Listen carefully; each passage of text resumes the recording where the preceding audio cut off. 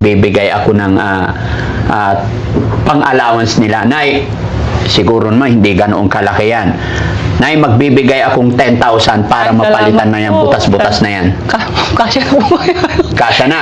Hindi ko po alam, sir. Kasya na yan, Nay. 10,000, bili ka lang ng Magbabayad year. pa po akong utang ko. Ha? 5,000 po. 5,000 pa yung utang mo. Opo.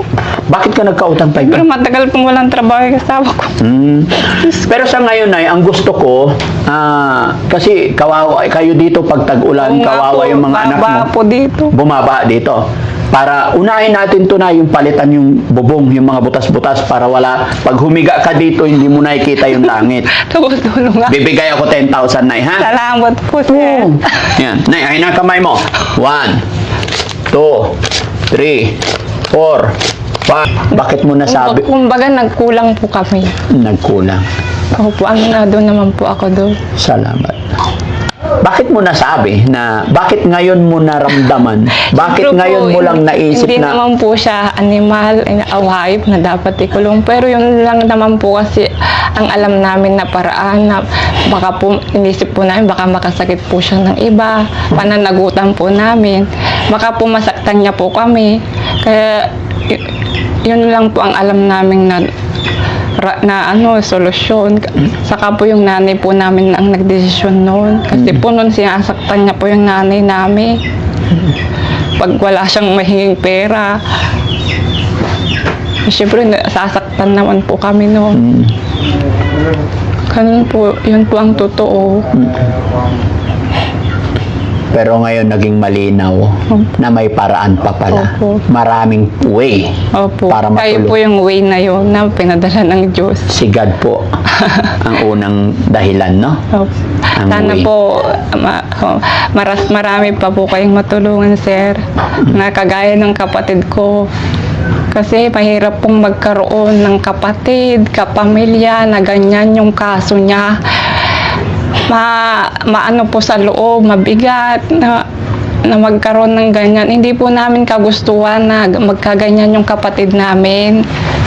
Masakit din po sa loob namin ang nangyari sa kanya, pero wala po kaming magawa. Puti po dumating po kayo, sir. Kaya maraming salamat po. Walang ano. Tinulungan niyo po yung kapatid namin. Walang ano man natin, basta pray lang tayo. Ha? Opo. Masaya ako na nakausap ko kayo. Masaya ako na pinaunlakan nyo ko. Masaya ako na humarap kayo sa akin. Oh, Nay, gaya ng napag-usapan natin, nobody's perfect. oh. So ngayon naka-video tayo, i-upload ko po ito. At alam ko nung una, halos ayaw niyong humarap sa amin dahil sabi niyo nasasaktan. Kasi kami sanay. Opo, hindi ka sanay. Pangalawa, nasasaktan kayo sa mga pambabash. Opo. Nay, sa pagkakataon na ito, bibigyan kita ng pagkakataon para magpaliwanag din sa ating mga tagapanood, sa ating mga minamahal na sponsor, lalong-lalo na po sa mga taong nagpadala ng tulong kay Kuya Oliver, lalong-lalo na po dun sa pera na sa ngayon ay 120,000, yung pera ni Kuya Oliver na nandyan pat hindi ko ginagalaw, itinabi ko lang muna. So Nay, para maging maayos ang lahat, bibigyan din kita ng pagkakataon 5 oras para maipag-usap sa mga viewers, sa mga manunod natin, para ipaliwanag mo po yung side mo. Sige Nay, tingin ka sa camera. Kausapin mo sila ng maayos. Sige po, 5 oras yan Nay. Yun pong tumulong sa kapatid ko po. Maraming salamat po sa inyo. Sana po marami pa po kayong matulungan. Yun pong mga nambabash po. Sana po maintindihan nyo noon po yung kalagayan namin. Yun nga po, mahirap lang po kami. Sana po maintindihan nyo po kami. Saka sa mga tumulong po, maraming salamat po ulit. Yun po. 5 oras yun Nay, para makausap sila. Sige lang. Mga OFW, karamihan dyan, nagpadala through GCash. Maraming salamat po sa mga OFW na nagpadala po ng tulong sa kapatid ko. Maraming salamat po kahit hindi niyo po kami kilala, hindi niyo po kilala yung kapatid ko, tumulong po kayo. Maraming salamat po sa inyo. Ang Diyos na po ang magbahalang magsukli po sa inyo ng kabutihan. Kayo na po ang bahala sa pera ng kapatid po namin. Bahala na po kayo kung ano sa tingin niyo po yung makakabuti sa kanya. Kayo na po ang bahala. Salamat. Ganon din sa mga kababayan natin na nasa ibang bansa. Sila yung nagpadala din. Hindi ko sila mabanggit, pero yung mga naaalala ko, nagpadala ng 5,000. Si Ma'am Malu de los Santos, nasa USA. Kaya sa sponsor din ni Bupil Vlog, nagpadala din ng 5,000 yun. No? At syempre, pasalamatan din natin si Ballpoint Man. Isa rin siya sa mga daan para matuntun ko si Kuya Oliver. Sige, ma'am. Salamat po sa mga OFW po, kay Madam Malu, kay Ballman Point 1. Oo. Salamat po sa inyo. Ikaw po yung nag-suggest kay Daddy Frankie na pumunta po dito. Salamat, shout out sa'yo, Ballman Point 1. Mali po yung nabanggit. Nabulol na si ma'am, bagamat kapitbahay lang niya si Ballpoint Man. Sorry po. Salamat po ng marami sa iyo, ha. Kahit hindi kita Sino? nabigkas ng Ballpoint Man? Opo, Ballman Point Man. Hindi ko po alam eh. Ballman. Ayan, mabuhay sa'yo, Ballman Point 1. May bago ka ng pangalan ngayon. Ayan, maging kahit Basta po, reactor. salamat po sa iyo. Pangalan? Ballman Point Man. Okay. Ballman Point Oo. Yun na yun. At least, Nabaliktad ko po. Sorry opo, po. at least hindi man namin kayo, pira-biro mga kababayan, hindi man namin kayo mabanggit lahat. Basta taos puso kami nagpapasalamat. At sana nawa po ay hindi kayo magsawang sumuporta, tumulong pa hanggang sa mapagaling natin si Kuya Oliver. No? Hindi man namin kayo mabanggit lahat po kayo, alam po ng Panginoon yung nasa puso ninyo. Sabi nga nila, gumawa lang tayo ng mabuti. Hindi man natin masabi or wala mang makakita, si God ay nakakita. Mabuti rin ang balik sa atin. No? So, si Nay, ngayon, nakikita mo yung ginagawa namin at unti-unting naliliwanagan ka rin Opo. sa mga bagay-bagay. Ano naman ang masasabi mo sa iyong mga kapatid na mapapanood nila ito? Tayo pong magkakapatid, magkaisa po tayo. Dalawin po natin yung kapatid natin para makita niya na nandito tayo na nagmamahal sa kanya. Kasi mahirap po yung kalagayan niya. Mahirap po yung magkasakit ng ganon sa pag-iisip. Kaya dapat magtulungan po tayo. Huwag na po tayong mag-away-away. Magkaisa po tayo. Yun po. So, yun mga kababayan, no? At isa pa mga kababayan kasi nung kahapon ako'y nakiusap kay nanay na samahan kami, bagamat natatakot, kinakabahan kasi yun, sa sobrang hirap ng buhay. Napakahirap talaga. Napatunayan, nakita ko rin ngayon. No? So, ang asawa ni nanay is ang trabaho sa construction. Wala po silang bukid na tinataniman. Wala po. Wala silang lupa. Kanya-kanya tayong kapalaran talaga mga kababayan. Kanya-kanya tayong linya. At salamat pa rin tayo na kasi malusog. Po, dapat ang magpasalamat. Opo, malusog at malakas. Walang masamang karamdaman. Opo. Bagamat hirap tayo sa financial, pero napakadabis pa rin po. Opo. No? So ito na mga kababayan, gaya na aking sinabi, maraming salamat. Nakita ko talaga nakakaawa. Pero bakit ditong side walang butas? Bago po kasi. Ay ito, Luma na po. luma na. So nung pinalitan nyo, kabilang side lang. Opo. So ito naman, sunod yung papalitan. Wala pong pampalit. Wala pang pampalit. Wala po. Nakakaawa mga kababayan. Pero dahil sinabi ko kay nanay na magbibigay ako, after ng biyahe namin, magbibigay ako ng pang-allowance nila. Nay, siguro naman hindi ganoong kalaki yan. Nay, magbibigay akong 10,000 para Ay, mapalitan salamat na yan, po. butas-butas na yan. Kasya na po yan. Kasya na. Hindi ko po alam, sir. Kasya na yan, Nay. 10,000, bili ka lang ng Magbabayad yelo. pa po akong utang ko. Ha? 5,000 po. 5,000 pa yung utang mo. Opo. Bakit ka nagkautang Pero 5,000? matagal pong walang trabaho yung kasama ko. Pero sa ngayon, Nay, ang gusto ko, kasi kawawa, kayo dito pag tag-ulan, Oo nga kawawa po, yung mga anak mo. baba po dito. Bumaba dito. Para unahin natin to na yung palitan yung bubong, yung mga butas-butas para wala, pag humiga ka dito, hindi mo nakikita yung langit. Tulong nga. Bibigay ako 10,000, Nay, ha? Salamat po, sir. Yan. Nay, ay na kamay mo. 1, 2, 3, 4, 5. Ilan na? 5 po. Bilangin mo ulit. Parang 7 na eh. 5 po. 5 pa lang. Oh, ito pa. Ilan na? 6 po. Oh, 7. 8. ilan na? 8-5 po. 10,000. Bilangin mo na eh. Baka malugi ka.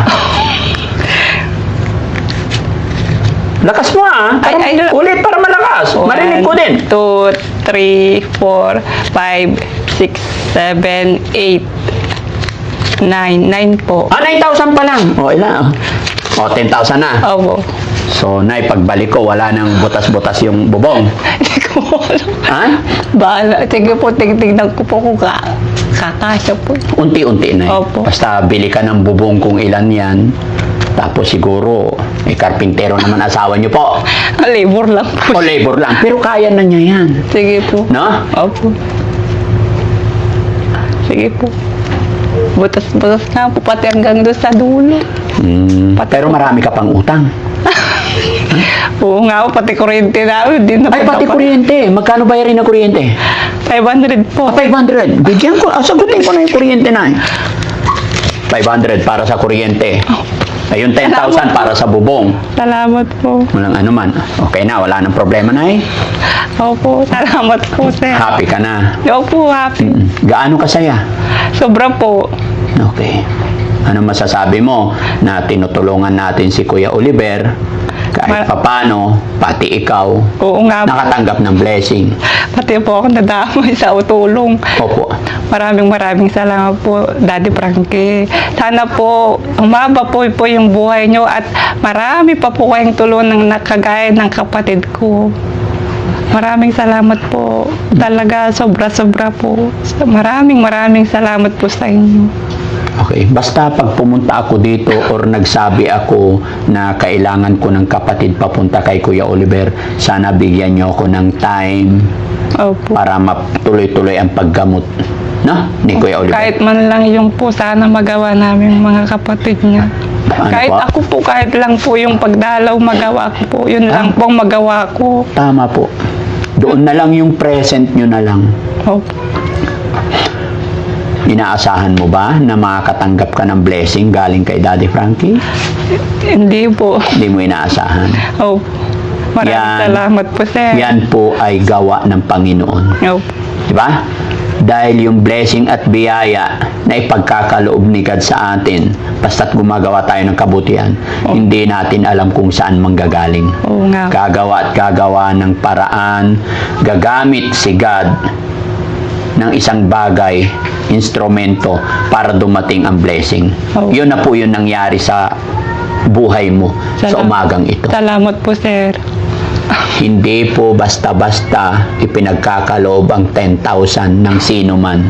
Oo nga po. May nagbigay na ba sa'yo, Nay? Ng Wala pa po. Mula Ikaw nang lang po. kaisip ka? Ikaw lang po. Ha? Ikaw lang po. Ako lang. Opo.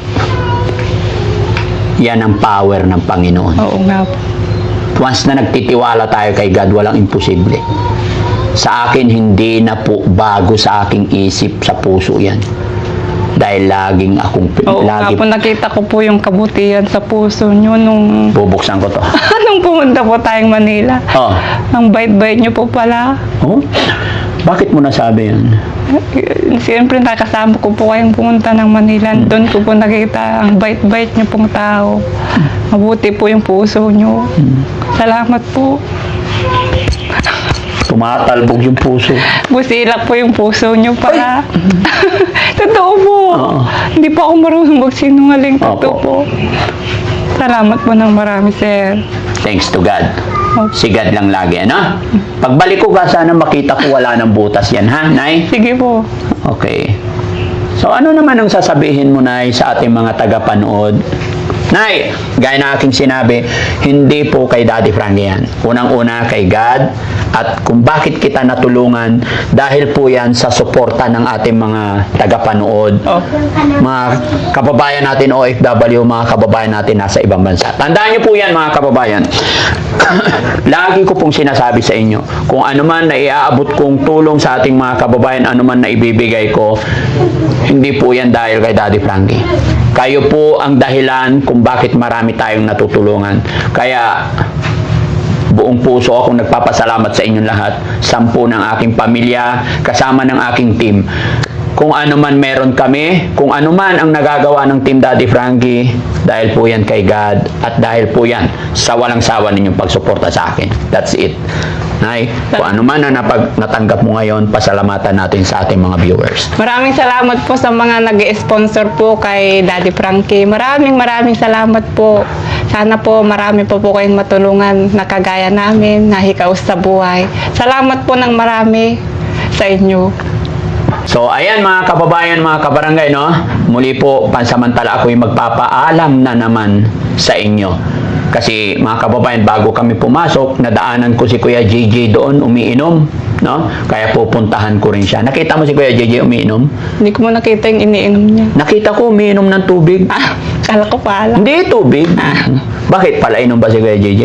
Minsan po. Minsan. Nakita ko siya mga kababayan, sumandok doon sa timba, umiinom. Nadaanan. Hindi ko lang alam kung nahagip ng camera, no? So ate, salamat ha. Salamat po. God bless po. Maraming salamat po, sir. Kunin ko lang yung mic. Upya. Upya. Yan. Mga kababayan, syempre, bago tayo umalis dito sa lugar na to, samantalahin kong magpasalamat sa lahat ng mga followers, subscribers natin lahat. At papaalala din po ako, mag-ingat po kayo sa mga fake account. Tandaan nyo po, hindi po ako manghihingi in any amount sa mga may mga nagme-message. Hindi po ako basta-basta nagme-message sa inyo mga kababayan. Mag-ingat po kayo. Pagka nanghingi na ng kung ano-ano, ibig sabihin fake account yan. Mga kababayan, tuloy-tuloy tayo. Puntahan natin din si Kuya JJ. Kausapin din natin. Kasi po nagiinom siya mga kababayan. Sir, talagang tinanggal niya. Sinila. Okay lang yun. Ganun talaga, syempre, nakakahiya naman. No? Marumi yung sapatos natin, no? Pakisabi na lang po sa asawa nyo, kumusta po? Sana makilala ko rin sila sa sunod na mga araw. No? Okay. Thank you so much po. Tara, punta natin si Kuya JJ. Salamat po. Salamat po, sir.